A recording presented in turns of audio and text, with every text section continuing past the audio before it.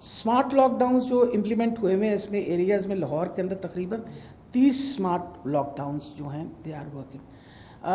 SOPs पे आपको पता है, सारे SOPs के बारे में आपको पता है सब लोगों को कि भाई सहरी और इफ्तारी के दरमियान सब कुछ बंद होगा। सारे रमज़ान बाज़ार वगैरह जो हैं वो 9 से 6 बजे काम करेंगे। इंडोर वेडिंग्स, आउटडोर वेडिंग्स, हर किस्म की सियासी मजहबी इज्तिमा के ऊपर पाबंदी है।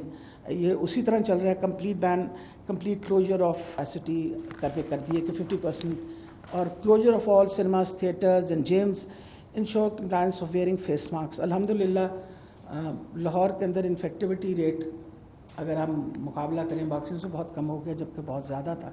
And I think one of the main reasons, और क्रेडिट देना चाहिए जो हमारी एडमिनिस्ट्रेशन है, और पर्टिकुलरली मैं कमिश्नर लाहौर साहब को भी मुबारकबाद देना चाहती हूँ कि बहुत स्ट्रिक्ट SOPs की ऊपर अब इम्प्लीमेंटेशन शुरू हो रही है।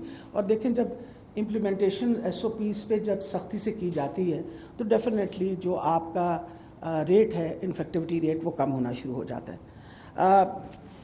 अभी हमें जहाँ जहाँ ये आपको मैंने सारी फिगर्स बताई हैं NCOC की तरफ से आ गए कि जहाँ भी पॉजिटिविटी रेट 8% से ज़्यादा है, ये सारी जो SOPs है ये वहाँ अप्लाई होंगी।